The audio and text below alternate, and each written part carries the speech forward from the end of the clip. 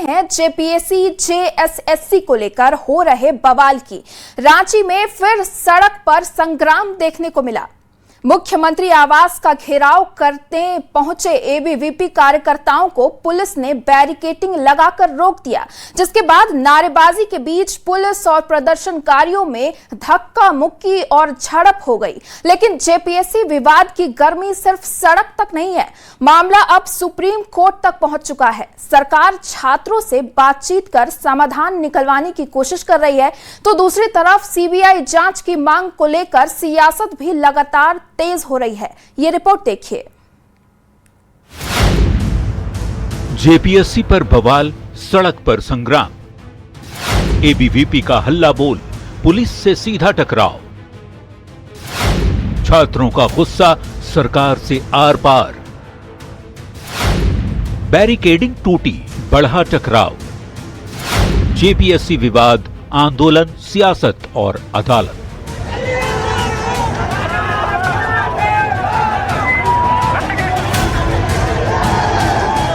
सड़क पर एबीवीपी कार्यकर्ताओं की भारी भीड़, सामने पुलिस की बैरिकेडिंग, नारेबाजी के बीच अचानक बढ़ा तनाव और देखते ही देखते पुलिस और प्रदर्शनकारियों के बीच झड़प शुरू हो गई। रांची की सड़क पर ये तस्वीरें सिर्फ एक प्रदर्शन की नहीं, बल्कि उस गुस्से की जो जेपीएससी जेएसएससी परीक्षा में कथित गड़बड़ी को लेकर लगातार बढ़ रहा है।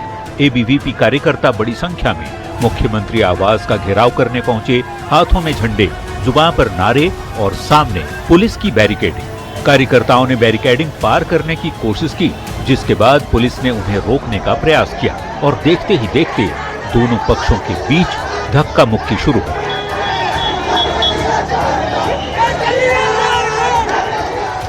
जेपीएससी विवाद की कहानी सिर्फ सड़क पर हुए इस टकराव तक सीमित नहीं है। मामला अब सुप्रीम कोर्ट तक पहुंच चुका है। सामाजिक कार्यकर्ता और राजनीतिक नेता हरिशरण देवगन ने मामले में जनहित याचिका यानी पीआईएल दाखिल की है। यानी अब जेपीएससी विवाद की लड़ाई सिर्फ आंदोलन के मंच तक सीमित नहीं रही, सड़क के बाद मामला अदालत की चौखट तक पहुंच चुका है। पहला डिमांड ये है कि जो जेपीएससी का जो एग्जाम हो उसको जो है कैंसिल किया जाए और उसको रिकंडक्ट कराया जाए। दूसरी हमारी डिमांड इसमें यह है कि सीबीआई प्रोब किया जाए। तीसरी डिमांड हमारी है कि एक रिटायर्ड जजेस की कमेटी बनाई जाए, स्टेट ऑफ झारखंड से बाहर के लोग एक्सपर्ट को इसमें लगा करके। इधर सरकार ने भी आंदोलनकारी छात्रों से बातचीत का रास्ता चुना है। रांची में छात्रों और सरकार के प्रतिनिधियों के बीच बैठक हुई। बैठक के बाद ग्रामीण विकास मंत्री दीपिका पांडे सिंह ने बातचीत को सकारात्मक बताया। मंत्री के मुताबिक छात्रों की ओर से रखी गई सभी बातों को सरकार ने गंभीरता से सुना है। छात्रों से संबंधित दस्तावेज भी मांगे गए हैं और जेपीएससी में सुधार या शिकायतों के लिए सरकार की ओर से ईमेल भी जारी किया गया है। सरकार कह रही है कि छात्रों का आंदोलन संवैधानिक है। मुझे पूरा भरोसा है कि बातचीत सकारात्मक चल रही है, नतीजे भी अच्छे निकलेंगे। लेकिन इस पूरे मामले में सियासत का एंगल भी लगातार मजबूत होता जा रहा है। मुख्यमंत्री हेमंत सोरेन ने छात्र आंदोलन को लेकर बीजेपी पर निशाना साधते हुए कहा कि छात्रों के आंदोलन को लेकर बीजेपी छाती पीट रही है। कुछ थोड़ी कर सकती है, उसका वही काम है, छाती पीटना। मुख्यमंत्री के इस बयान के बाद विपक्षी दलों ने भी सरकार पर हमला तेज कर दिया। डुमरी विधायक जयराम महतो और आजसू सुप्रीमो सुदेश महतो ने सरकार को घेरते हुए मामले की सीबीआई जांच की मांग की। आप सत्ता में, इसका मतलब आप दोषारोपण मत करिए, सत्य है कि नहीं इस पे बात करिए, पेपर लीक हुआ है कि नहीं इस पे बात करिए, अवैध तिवारी ने स्वीकारा है कि 40 लाख 60 लाख में सीटें बेची गई, इस पर बात करिए।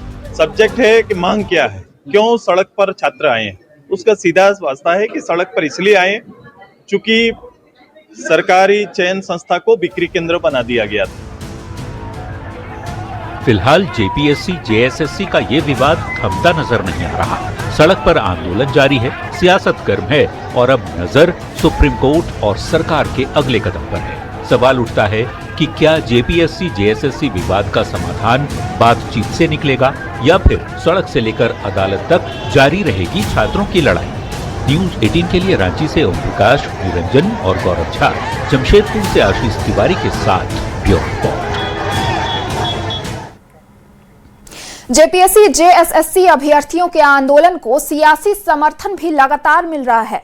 रांची के जयपाल सिंह मुंडा स्टेडियम में आंदोलन कर रहे छात्रों से मिलने बीजेपी के कई बड़े नेता पहुंचे। बीजेपी प्रदेश अध्यक्ष और सांसद आदित्य साहू के साथ सांसद प्रदीप वर्मा ने भी छात्रों से मुलाकात की। वहीं पूर्व विधायक अमित मंडल, भानु प्रताप शाही और अमर बाउरी भी आंदोलनकारी छात्रों के बीच पहुंचे और उनकी मांगों को लेकर बातचीत की।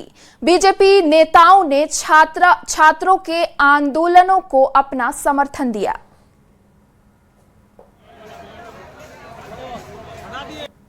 सरकार को समझना चाहिए कि युवा शक्ति सबसे बड़ी शक्ति होती है। युवाओं को, छात्रों को आपको नौकरी देने का अधिकार है। नौकरी छीनने का अधिकार राज्य की सरकार को नहीं है। कांग्रेस के समर्थन से सरकार चल रही है। राहुल गांधी आगे बच्चों के साथ, छात्रों के साथ मोबाइल से बात करते हैं। अगर राहुल गांधी में दम है तो सरकार से बात करे और बोले कि सीबीआई जांच कराने का काम करो। और सीबीआई जांच नहीं कराते हो तो मैं कांग्रेस पार्टी सरकार से समर्थन वापस लेकर के हम छात्रों के समर्थन में धरना में बैठने का काम करेंगे। बीजेपी युवा मोर्चा के प्रदेश अध्यक्ष शशांक राज ने भी अपनी प्रतिक्रिया दी और 10 अगस्त को विधानसभा के घेराव का आह्वान किया।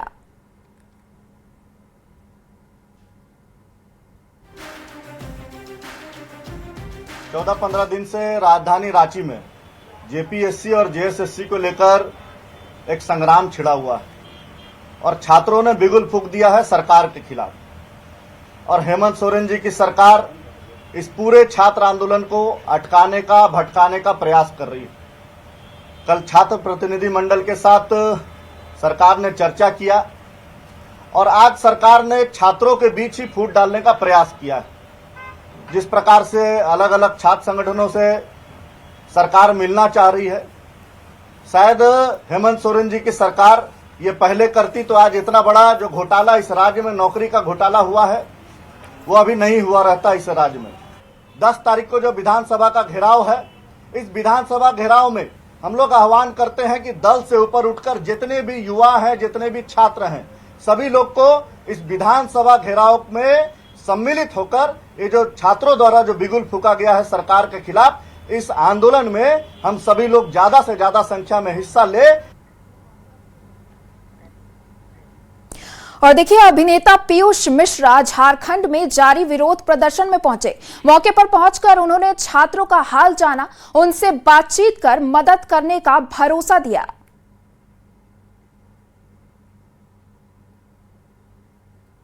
राइटर पीयूष मिश्रा भी आज जो है वो यहाँ पर पहुंचे हैं छात्रों के आंदोलन में और कहीं न कहीं छात्रों को अपना समर्थन देते हुए नजर आए। खासतौर से अगर बात करें तो पीयूष मिश्रा जो झारखंड के वासेपुर के राइटर बताए जाते हैं, उनके द्वारा साफ तौर से यही कहा गया कि छात्रों का जो मांग है वो जायज है और कहीं न कहीं बातचीत के जरिए सरकार को भी इन तमाम चीजों पर ध्यान देने की जरूरत है। कहा जाए तो अनशन पर बैठे हुए थे, उन तमाम छात्रों से बातचीत की और उसके बाद यहाँ से निकलते हुए वो जा रहे हैं। से नौजवान है, परेशान है, मेरे लिए काफी है, मेरे लिए काफी है। बहुत छात्रों को भी हमेशा अच्छा नौजवान जो है हमेशा बहुत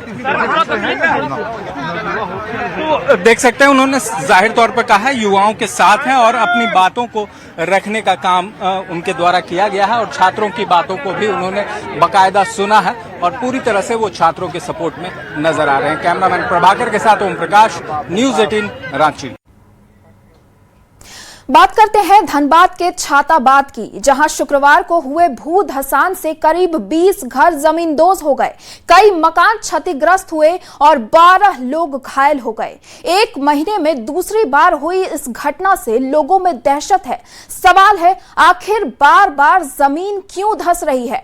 क्या हेवी ब्लास्टिंग और खनन इसकी वजह है? और लोगों की सुरक्षा की जिम्मेदारी आखिर किसकी है? इस रिपोर्ट को देखिए। छाताबाद में तबाही, जमीन के नीचे क्या है राज? हेवी ब्लास्टिंग के बाद भू धसान, कौन जिम्मेदार? घर जमींदोज, सड़क धसी, प्रशासन से सवाल। जमीन फटी, घर धसे, आखिर कब जागेगा सिस्टम?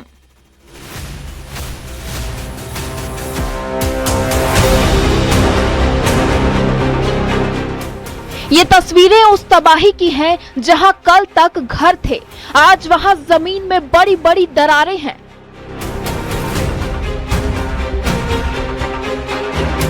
धनबाद के छाताबाद में शुक्रवार को हैवी ब्लास्टिंग के बाद अचानक भूधसान हुआ।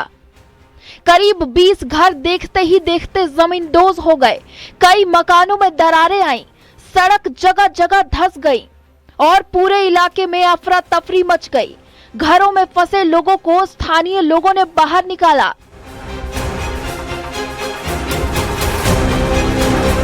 जैसे चोरी करके कोई ले भाग जाता है, रात में पहरा देते हैं, उस तरह दे रहे हैं हम लोग।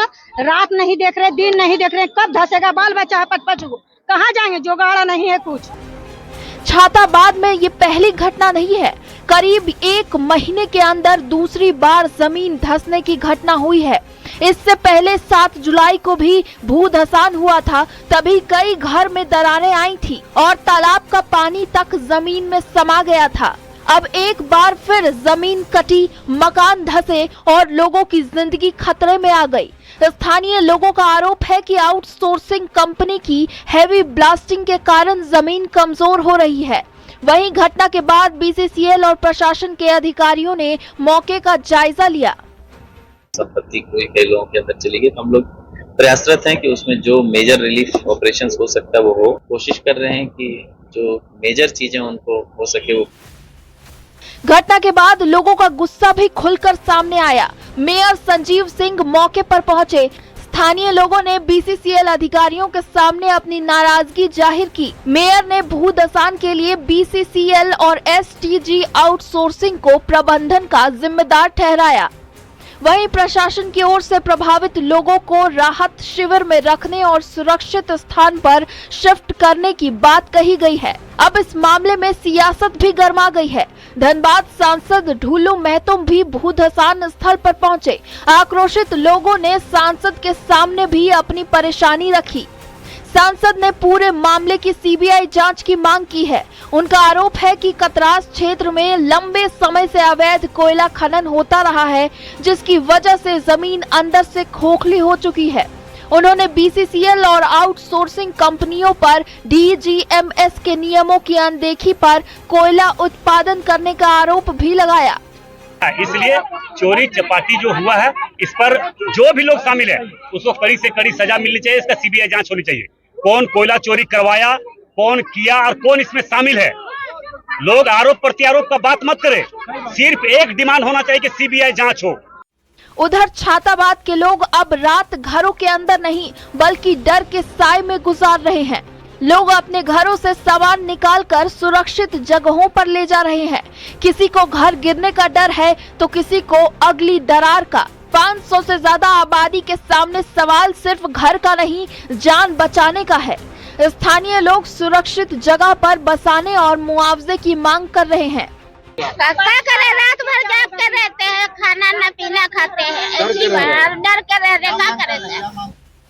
1 महीने में दूसरी बार भूधसान, 20 घर जमींदोज, दर्जनों लोग घायल, सड़कों पर दरारें और सैकड़ों लोगों के सिर पर बेघर होने का खतरा।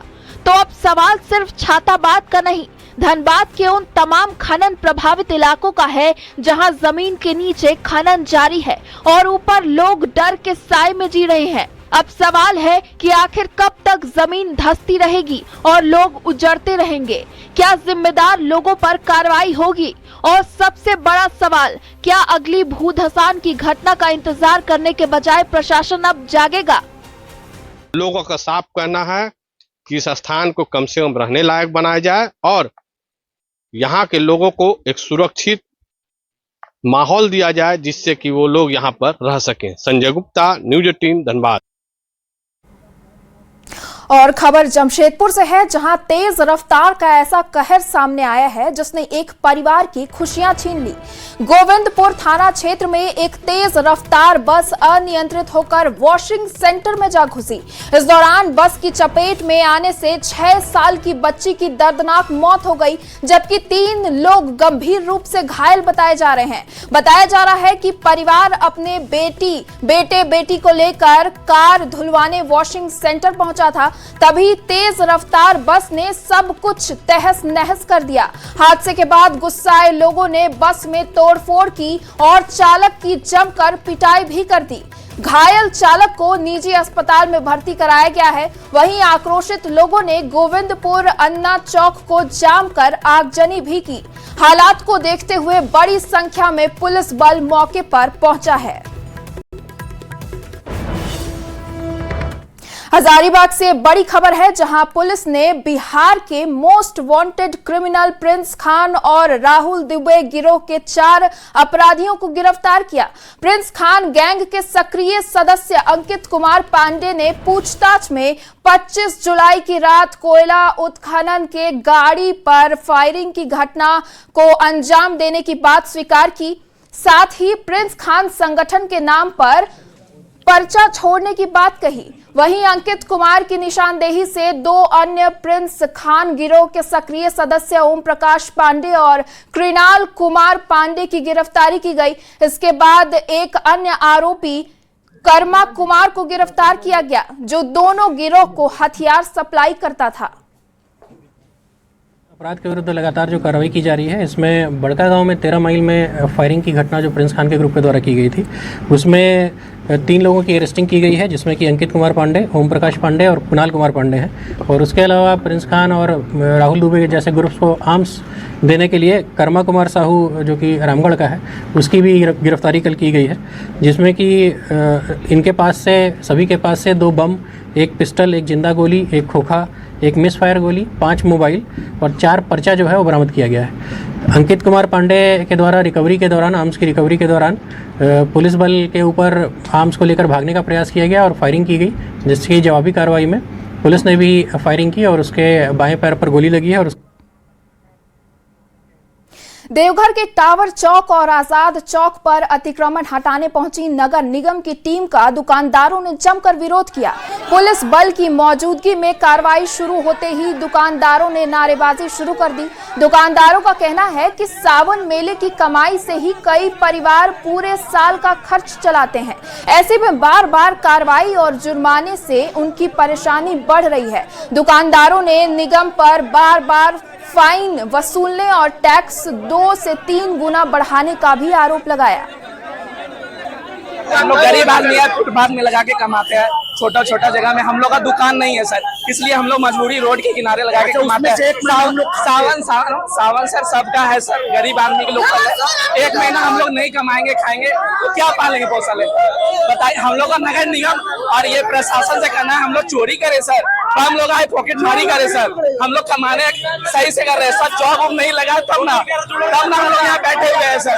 ऐसे बताइए, ऐसे कीजिएगा। कम से कम 1 महीना हम लोग रिलीफ दिया जाए सर, नहीं दीजिएगा हम लोग कहाँ जाएंगे बताइए।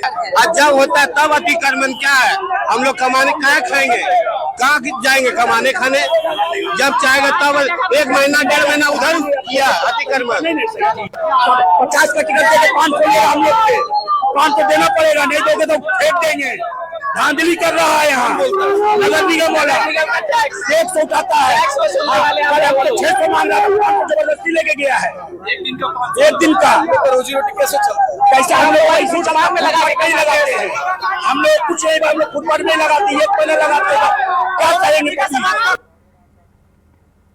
देवघर के टावर चौक स्थित शीतला मंदिर मुख्य बाजार में अतिक्रमण हटाने पहुंची नगर निगम की टीम का फूटकर व्यवसायियों ने विरोध किया। पुलिस बल के साथ निगम की टीम पहुंचते ही दुकानदारों और कर्मियों के बीच गतिरोध की स्थिति बन गई। व्यवसायियों ने निगम के खिलाफ नारेबाजी की। मामला बढ़ता देख महापौर रवि राउत ने हस्तक्षेप किया और श्रावणी मेला तक कार्रवाई रोकने का निर्देश दिया। इसके बाद महापौर ने दुकानदारों से सीधे संवाद कर उनकी समस्याएं सुनी। समझाइश के बाद बाजार में तनाव खत्म हुआ और व्यवसायियों ने राहत जताई।